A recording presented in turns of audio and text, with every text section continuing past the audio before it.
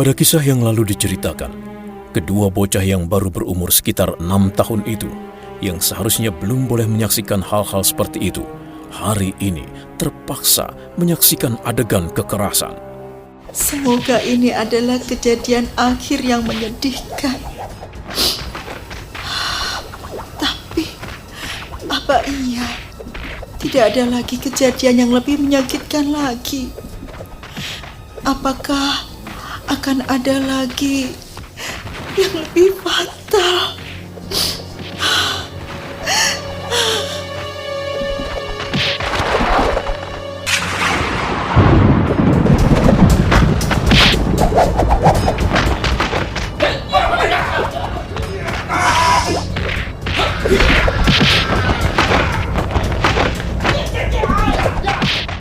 Ih, memalukan. Di rumah orang kodok ribut, berkelahi, tidak ada aturan. Orang tua apa itu? Seandainya aku bisa. Sudah kuajar sampai babak belur. Babak belur maksudnya.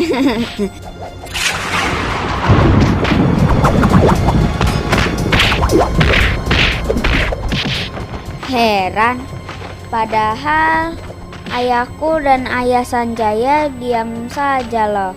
Tapi mereka masih juga saling hantam. Aduh, apa sebenarnya mereka?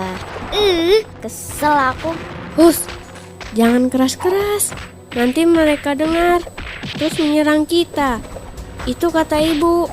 Pelan-pelan saja. Sama, aku juga gregetan. Aku rasanya ingin menghajar mereka. Tapi jangankan kita, wong kedua ayah kita saja tidak berani. Loh, tuh ayah diam saja di sudut. Iya ya, tapi apa kita harus diam saja sampai rumah kita hancur? Iya, pasti itu. Tidak mungkin ayah diam saja. Lihat saja nanti.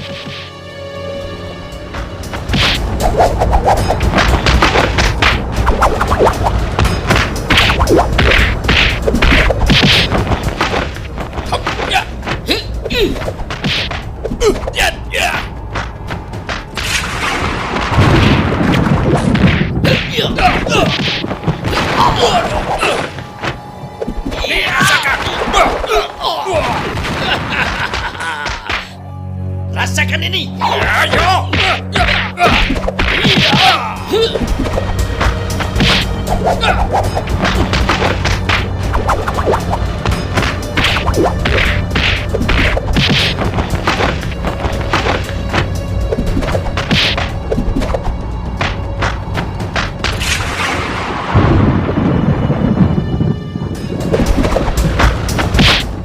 Kedua bocah yang baru berumur sekitar 6 tahun itu, yang seharusnya belum boleh menyaksikan hal-hal seperti itu, hari ini terpaksa menyaksikan adegan kekerasan-kekerasan.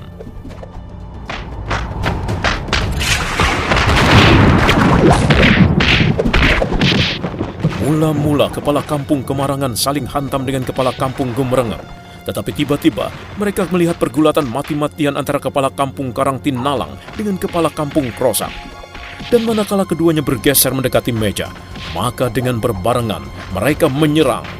Dan karena serangan mendadak itulah, maka pergulatan bubar karena terkejut. Semua tersentak. Mereka marah dan mendongkol bukan kepala. Maka permusuhannya kini beralih. Mereka menyerang kepala kampung Kemarangan dan kepala kampung Gemerengeng.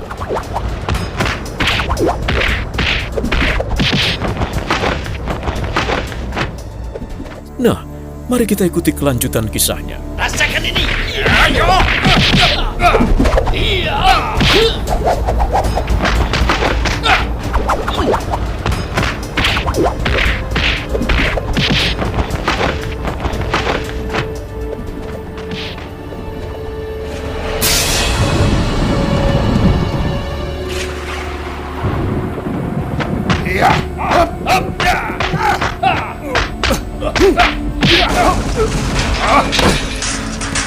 Kalian manusia rendah, kurang ajar. Bukankah kau juga bangsa tikus? Rendahan. Tak usah banyak ngomong. Rasakan pukulanku.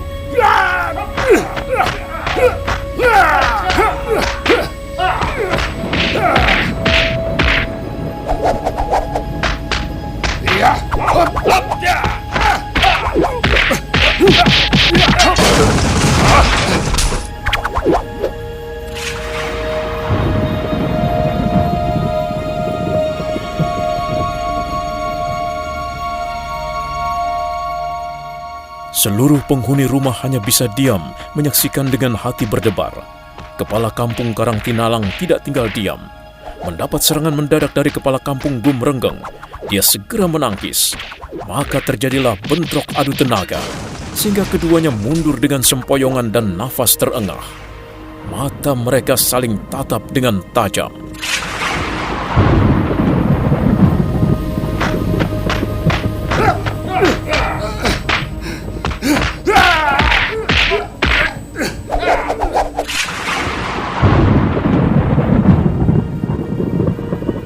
Sementara itu, tidak kalah hebat dan seru, kepala kampung Krosak melayani kepala kampung Kemarangan yang merangsak dengan hebat.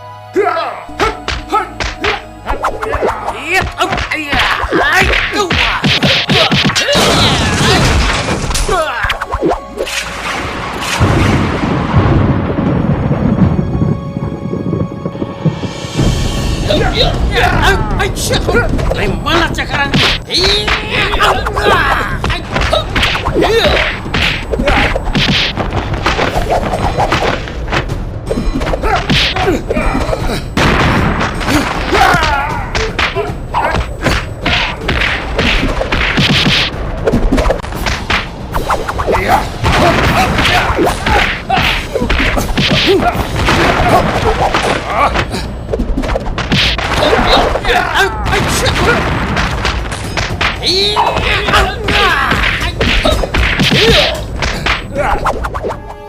Mereka menendang dan mencakar sejadi-jadinya. Keduanya mengerang kesakitan, tetapi tak seorang pun yang mau mengalah.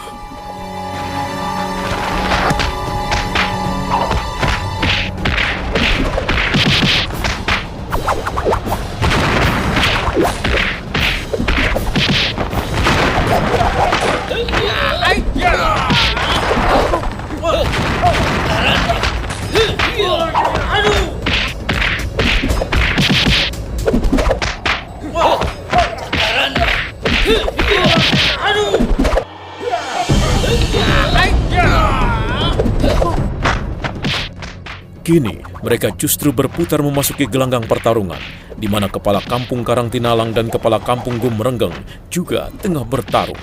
Justru pada saat itu, kepala kampung Gumrenggeng tengah menyerang punggung lawan.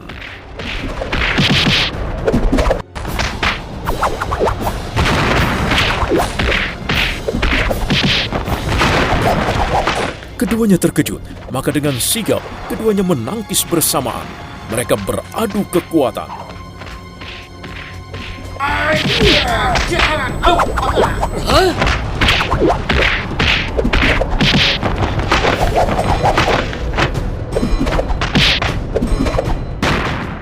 Aku harus berjongkok dan langsung melancarkan tendangan. Mereka bertiga pasti tidak akan mengerti seranganku. Pasti mereka tidak akan menduga. Lagi pula, mereka bertiga tadi terkejut karena bentrokan tanpa rencana. Nah, sekarang saatnya.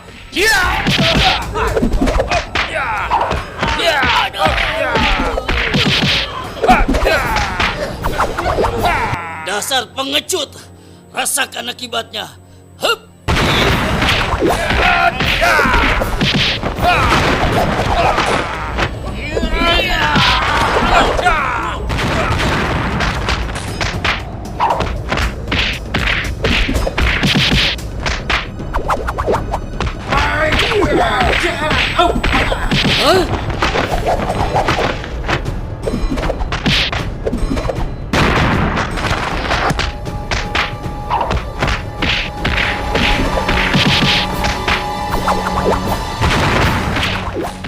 Tanpa diperintah, ketiganya mendadak bersatu dan maju menyerang kepala kampung Karangtinalang.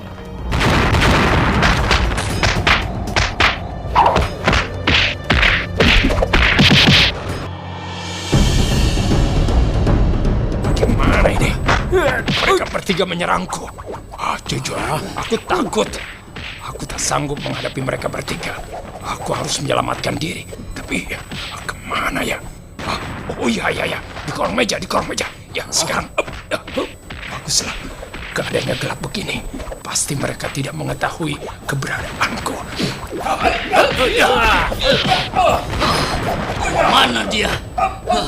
Dasar pengecut. Ayo, hei, Karang Tinalang, kita lanjutkan. Jangan sembunyi.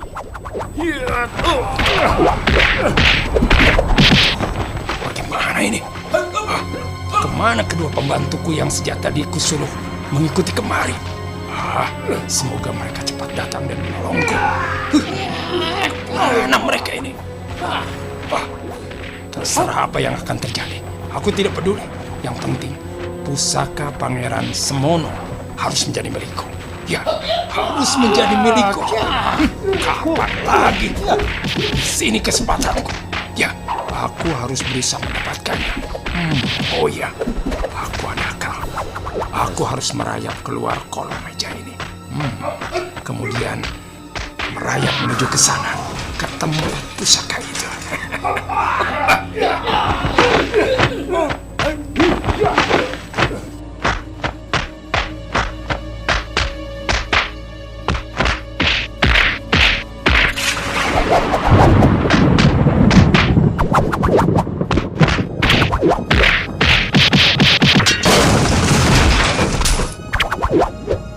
Di luar dugaan, karena begitu dia keluar dari kolong meja, dia langsung diserang.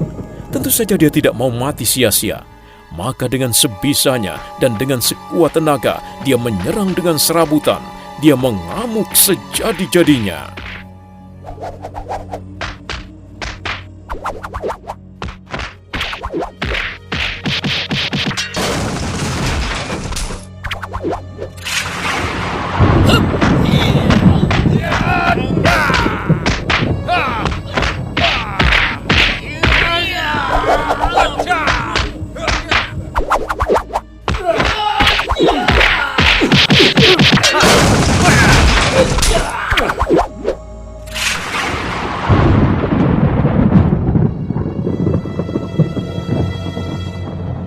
Sementara Sapartina dan Rukmini merapatkan tubuhnya yang gemetaran ke dinding dengan wajah amat sangat ketakutan.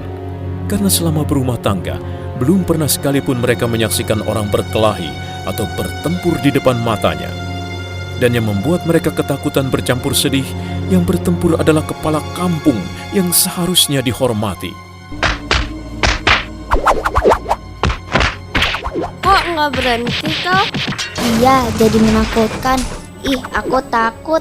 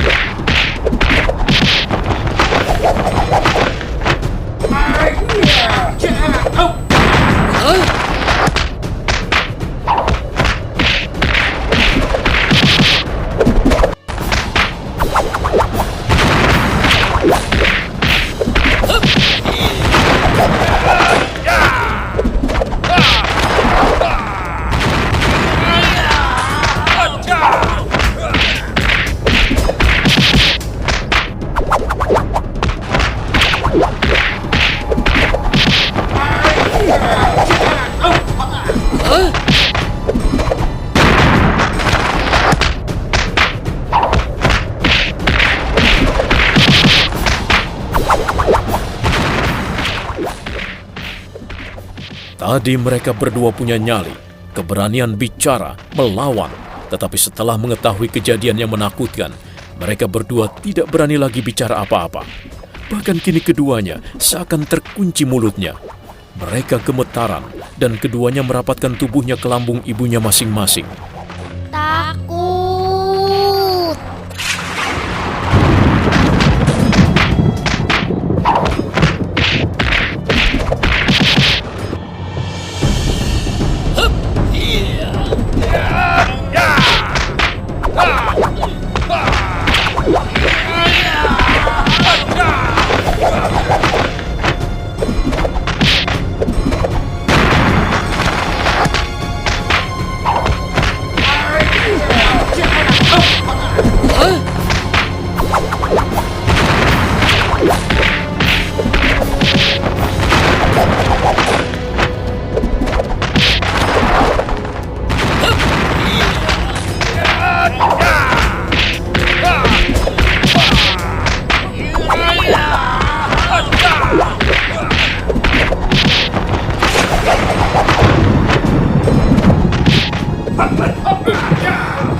jika kau biarkan mereka berbuat seperti ini.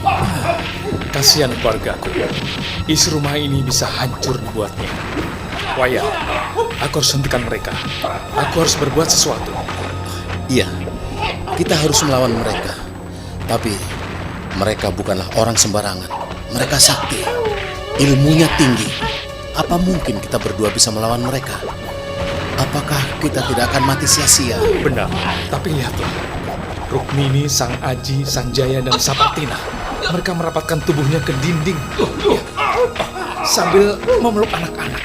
Mereka menangis dalam hati. Mereka tertekan, ketakutan. Apakah akan kita biarkan mereka seperti ini? Berdiri ketakutan di dalam rumahnya sendiri. Apakah kita tega membiarkan orang-orang keparat ini berlaku seenaknya di sini, di dalam rumah kita?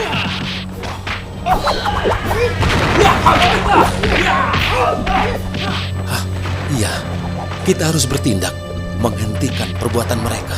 Baik, tunggu di sini. Perhatikan mereka. Ke dapur, mengambil kayu yang menyala dan langsung kunyalakan lampu. Ya, baiklah. Cepat, pergilah. Ayo. Baik.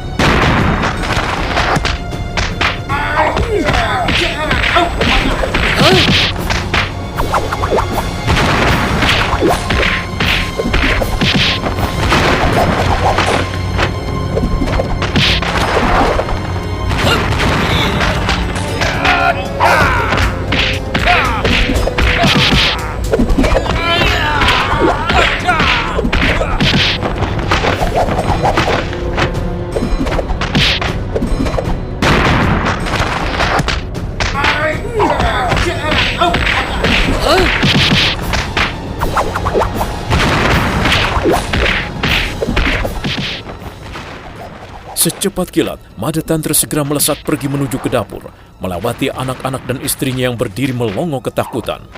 Dan beberapa saat kemudian, dia datang tergopoh-gopoh dengan membawa sebatang kayu yang ujungnya menyala. Dan dengan sigap, dia segera menyalakan lampu. Seketika ruangan menjadi terang. Segera dia pun berteriak lantang dengan emosi yang memuncak. Hentikan! Hentikan! Hentikan!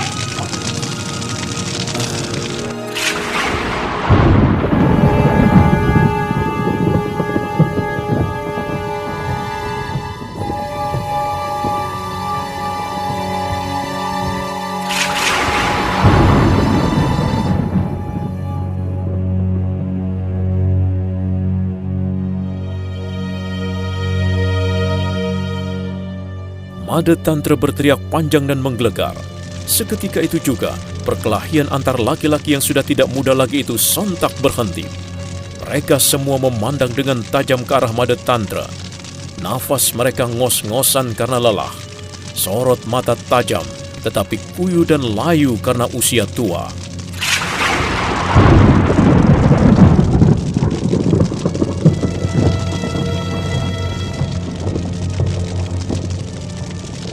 Dengan tangan masih menggenggam kayu yang menyala, Madatantra memandang tajam satu persatu para kepala kampung.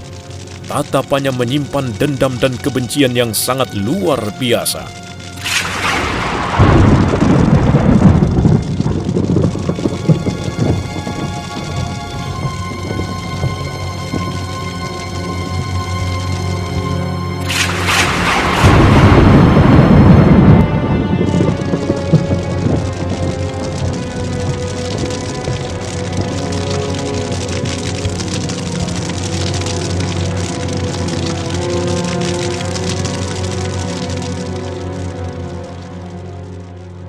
Nah, apa yang akan dilakukan Madatantra terhadap para tamu yang tidak mengenal sopan santun itu?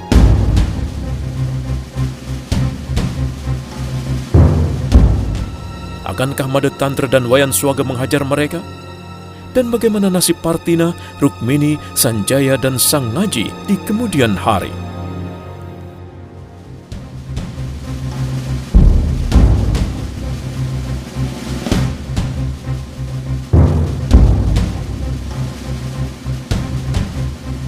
Saudara pendengar, untuk mengetahui jawabannya, ikutilah terus serial Sandiwara Radio ini.